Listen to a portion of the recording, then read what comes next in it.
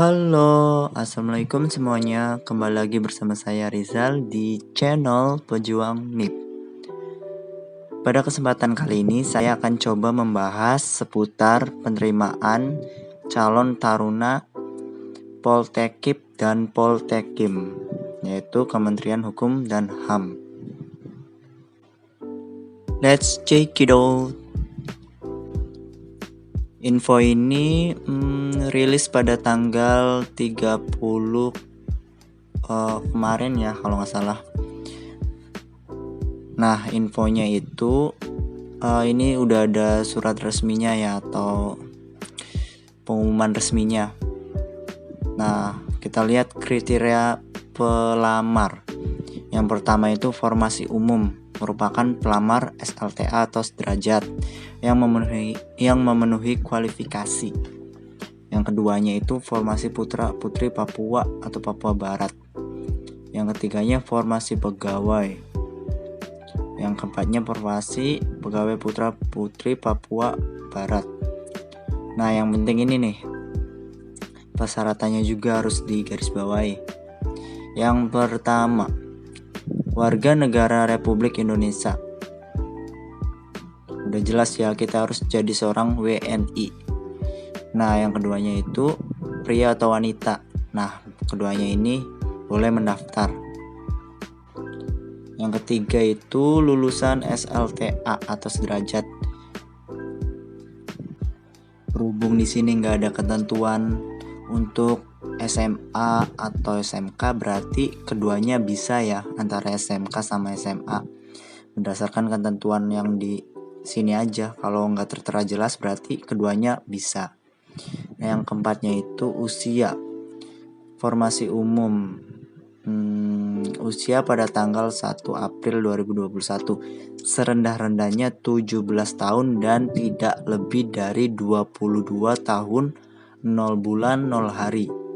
Nah, dibuktikan dengan akte kelahiran gitu ya.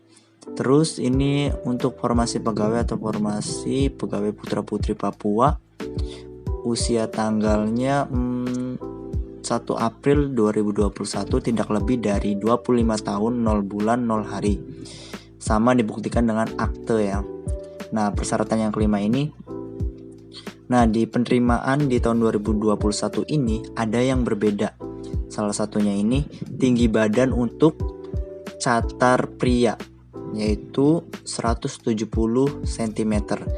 Nah, pada pembukaan yang terakhir tadi di tahun 2020 tadi itu tinggi pria itu 165 cm. Nah, untuk yang tahun sekarang 2021 pembukaannya itu 170 cm. Jadi naik 5 cm ya. Ini sebenarnya banyak yang kurang setuju juga sih dari para pejuang, termasuk saya, karena tinggi saya nggak nyampe 170. Jadi ya banyak yang kecewa juga sih di syarat ini. Tapi ya udahlah ya, udah jalannya. Nah, yang wanita juga minimalnya 160 cm. Ini juga naik 5 cm, yang sebelumnya itu 155 cm. Nah, berat badan seimbang atau ideal berdasarkan hasil pengukuran yang dilaksanakan pada saat tes kesehatan. Nah, jadi ini tuh pengukurannya itu pada saat kita udah memasuki tes sehabis SKD atau sehabis tes tulis, yaitu di bagian tes kesehatan, rombongannya SMAPTA gitu, cek fisik dan lain-lain gitu. Nah, nanti kita tinggi badannya itu diukur sama petugasnya gitu. Kita memenuhi syarat apa enggak? Kalau enggak, berarti kemungkinan besar kita akan didiskualifikasi gitu ya, sobat Nipers. Yang keenam, berbadan sehat, tidak cacat fisik dan mental, bebas HIV/AIDS, bebas narkoba, tidak memakai kacamata dan atau soft lens. Nah, perlu digarisbawahi ya, tidak memakai kacamata. Berarti dalam kalimat ini berarti yang daftar ke sini nanti tidak boleh matanya minus. Kita yang daftar ke sini itu berarti matanya harus masih normal, masih sehat walafiat. Walaupun nanti misalnya udah minus dari lahir, berarti kita nggak bisa kalau daftar ke sini. Soalnya di persyaratan ini udah tertera sangat jelas sih, tidak memakai kacamata gitu, tidak tuli, tidak bisu, dan tidak buta warna. Nah, tidak buta warna juga nih, hati-hati. Oke, lanjut ke nomor 7 itu bagi pria tidak bertato, bekas tato, dan tidak ditindik. Nah, kalau yang ini mah udah sering banget lah, tiap tahun pasti peraturannya gini.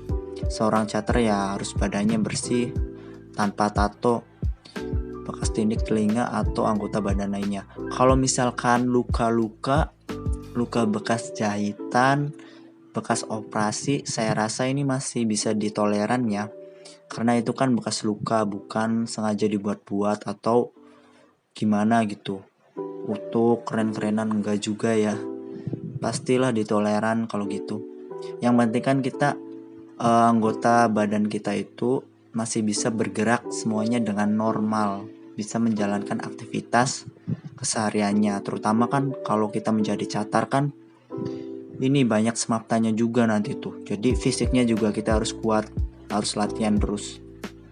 Misal kita ada patah tulang di pergelangan atau di siku atau di bagian tangan, kaki, kalau masih bisa memungkinkan untuk aktivitas rombongannya semapta dan keseharian lainnya yang sekiranya bisa dilakukan, ya gak apa-apa kita daftar aja. Tapi kalau dirasa kita cederanya itu berat sehingga nanti susah dalam melakukan kegiatan aktivitas yang lainnya, terutama semapta yang berat-berat kayak pull, sit, push, dan lain-lain gitu, sebaiknya kita jangan daftar deh.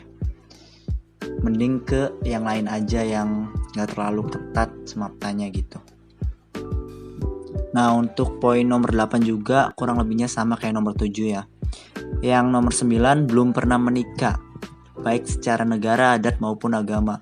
Dibuktikan dengan surat keterangan dari lurah, kepala desa setempat, dan sanggup tidak menikah selama mengikuti pendidikan. Gitu ya, udah jelas ya kalau yang ini mah. Jadi jangan nikah dulu, ditahan dulu nikahnya. Poin ke-10 itu bersedia ditempatkan di unit pelaksana teknis UPT Permasyarakatan dan Imigrasi di seluruh wilayah Indonesia. Jadi kalau kita kalau kita sudah berminat atau berkomitmen untuk menjadi seorang abdi negara atau calon ASN, ya kita harus siap nanti kalau kita lulus, ya kita harus siap ditempatkan dimanapun di seluruh Indonesia. Biasanya ini nilai-nilai kita juga ngaruh sih ke penempatan kita. Contohnya kayak PKN STAN, setauku semakin bagus nilai kita, nah penempatan kita juga nanti semakin bagus. Maksudnya semakin bagus itu gimana? Kita bisa memilih. Kalau sharing dari alumni saya itu, dia anak D1 pajak. Nah, dia itu nilainya bagus. Nah, dia itu kan berhubung nilainya bagus, dia itu ditawarin 2 pilihan. Yang pertama, ditempatkan di pusat atau ditempatkan di daerahnya sendiri. Nah, kan enak tuh kalau di daerahnya sendiri, kan berarti dia bisa pulang pergi tanpa memikirkan biaya kos atau kontrakan gitu. Kalau di pusat kan nanti memikirkan gitu. Kalau di daerah sendiri kan nanti bisa dekat sama keluarga juga. Nah, kalau yang ini sih masalah preferensi aja ya. Itu dijadikan gambaran aja. Next, poin 11 itu tidak pernah putus studi, study drop out, DO, dan Politeknik Ilmu Permasyarakatan atau akademi, sekolah kedinasan, pemerintah lainnya. Nah, kalau kita sebelumnya ini udah pernah misal masuk PKN STAN tahun 2019, kemudian di semester awal kita terkena DO atau drop out, sehingga kita harus keluar dari PKN STAN tersebut. Nah, di tahun depannya kita mencoba daftar kedinasan atau ikatan dinas yang lain atau politeknik yang lainnya. Nah, secara tidak langsung kita itu tidak bisa mendaftar karena sebelumnya sudah pernah di DO di Politeknik yang sebelumnya atau Politeknik PKN STAN gitu ya. Lanjut poin 12 itu membuat dan mengisi formulir pernyataan dan melengkapi surat keterangan lainnya setelah dinyatakan diterima sebagai calon taruna-taruni. Kalau untuk poin 12 ini di akhiran ya, nanti bisa lebih jelas kalau kita udah lulus keterima, nanti ada pemberkasan juga. Nah, kalau poin nomor 13 ini tidak sedang menjalani ikatan dinas atau pekerjaan dengan instansi atau perusahaan lain. Udah jelas juga ya ini, tidak sedang menjalani ikatan dinas. Jadi kita posisinya ini masih belum jadi apa-apa gitu, masih belum ada ikatan apapun, belum ada ikatan menjadi ASN, belum ada ikatan pegawai negeri dan sebagainya gitu. Dan poin nomor 14 ini bagi calon taruna dan taruna dan taruni. Oh iya, formasi pegawai formasi putra dan putri Papua Barat selain harus memenuhi persyaratan di atas angka 1 sampai dengan 13 juga harus memenuhi persyaratan. Ini khusus untuk putra dan putri Papua ya. Nanti kalian bisa baca sendiri aja ya. Nanti saya kasih link filenya di deskripsi video ini. Saya mau sharing aja nih poin-poinnya ini, sama sekedar ngasih penjelasan selagi saya tahu infonya gitu. Nah, untuk kuota formasi untuk Poltekim dan Poltekip itu setiap pembukaan itu 600 ya setahu saya tuh. Jadi 300 untuk Poltekim dan 300 juga untuk Poltekip. Nah, 300 ini tuh untuk taruna dan taruni. Jadi kalau untuk taruna itu yang pria. Nah, kuota yang pria untuk Poltekip ini itu berjumlah 262 taruna. Kalau untuk taruninya yaitu wanita, kuotanya itu 28 taruni. Nah, ini itu persaingannya se-Indonesia ya. Tapi berbeda untuk putra dan putri Papua, ada ininya sendiri itu, servernya sendiri, saingannya sendiri gitu, beda, nggak dicampur sama kita gitu, pengecualian gitu. Nah, kalau untuk kuota Poltekimnya itu sama 300 ya.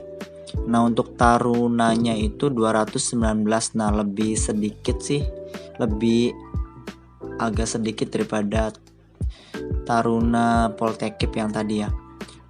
Tapi untuk taruninya ini lebih banyak nih, 71 taruni untuk Poltekim.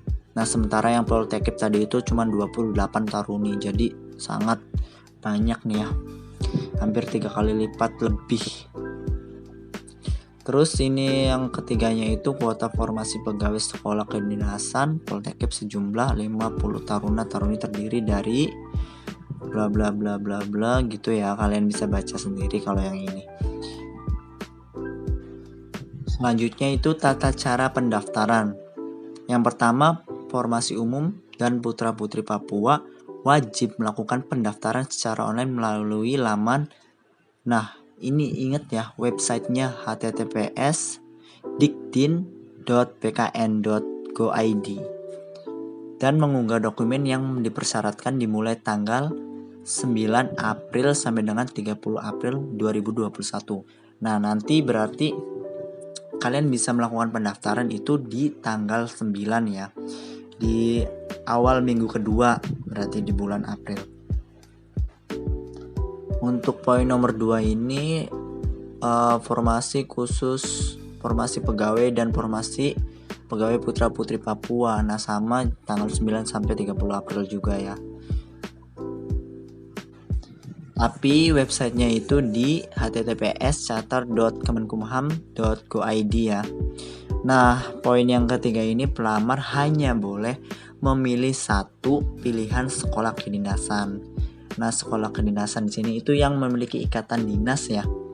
Misalnya itu PKN STAN, STSN, SETIS, Poltekim, Poltekip, STMKG, SETIN, apalagi tuh, sekitar kalau nggak salah itu ada 8 sampai 9-an sekolah ikatan dinas yang nanti lulusannya itu bisa diangkat menjadi seorang PNS gitu ya.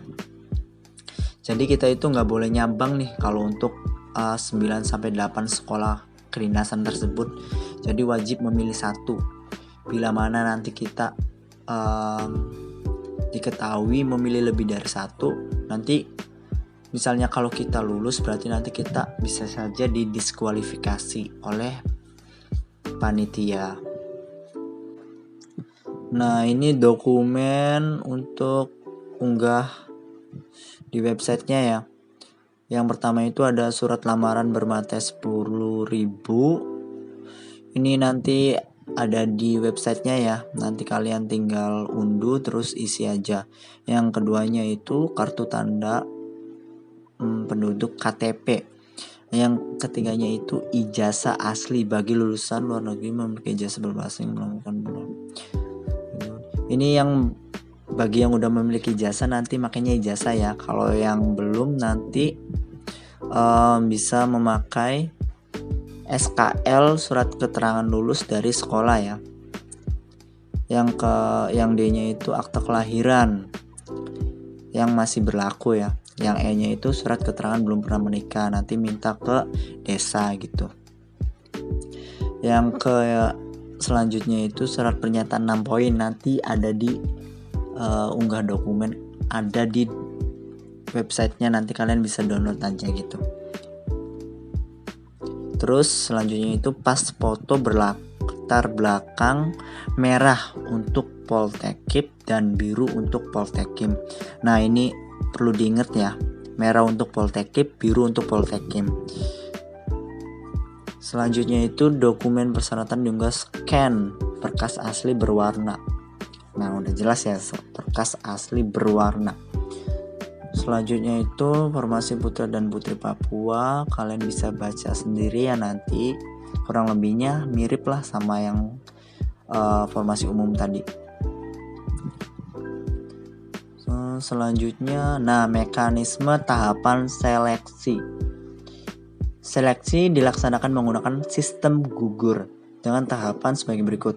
Yang pertama itu seleksi administrasi, verifikasi berkas unggah. Nah, di sini itu kita mendaftar, mengisi identitas kita, kayak biodata kita, pekerjaan orang tua, penghasilan orang tua, dan lain-lain, nanti banyak di situ. Terus nanti kita juga di akhir sebelum verifikasi berkas unggah nanti ada upload dokumen juga gitu. Yang tadi yang perlu di scan tuh. Nah nanti di upload di akhir nanti.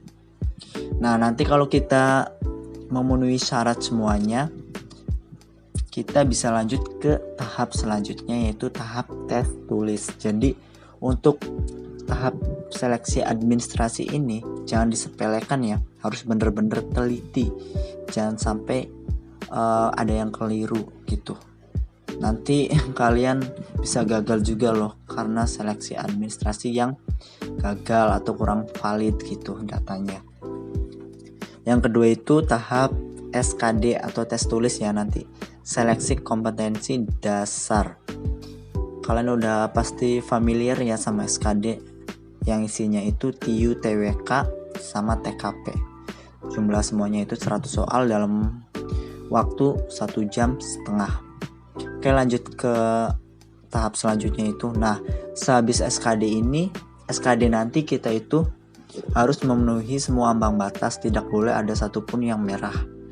Nanti skor kita akan di ranking. Bila mana nanti skor kita masuk ke rankingan inti atau rankingan nasional nanti, nah kita bisa lanjut ke tahap selanjutnya. Nah batas skor rankingan nanti itu nggak nentu ya, nanti berdasarkan hasil skor yang lainnya juga. Kalau yang lainnya banyak yang tinggi-tinggi, sementara skor kita 350-an, yang lainnya pada 370, 400, 450, nah kita itu bakal susah untuk lolos SKD. Tapi bila skor kita 350, dan yang lainnya itu banyak yang di bawah kita atau yang di atas kitanya itu cuman sedikit. Nah, kemungkinan besar kita bisa nyantol di rankingan nasional yang utama itu. Nah, seleksi lanjutannya ini ada seleksi kesehatan, SMAPTA, psikotes, wawancara, pengamatan fisik, PPFK. Ini mirip sama CPNS juga ya, yang sipir sama imigrasi. Nah, sisanya itu lain-lainnya itu kalian bisa baca sendiri ya nanti. Nah, dikeluarkan di Jakarta tanggal 30 Maret 2021. Nah, ini yang paling penting juga nih, jadwal seleksi. Kegiatan itu, nah pembukaan penerimaannya tanggal 30 Maret. Tadi udah ya. Terus pendaftaran online. Nah, ini perlu diingat ya, tanggal 9 sampai 30 April. Biasanya sepengalaman saya pas 2019 PKN STAN itu pendaftarannya itu melebihi tanggal yang ditentukan, jadi nambah sekitar seminggu atau beberapa hari gitu ya.